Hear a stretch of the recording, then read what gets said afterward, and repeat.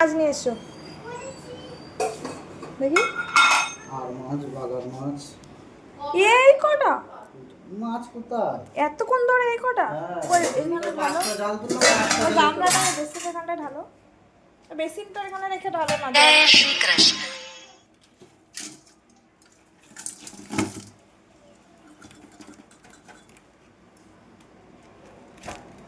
আচ্ছা ঠিক আছে। কি কি মাছ এখানে? বাবা আবার কাঁকড়া। আর এটা কি মাছ? রিটেল কাঁকড়া, রিটে আর ছোট ছোট চিংড়ি মাছ। এটা হচ্ছে আর মাছ। আর এটা হচ্ছে আর মাছ।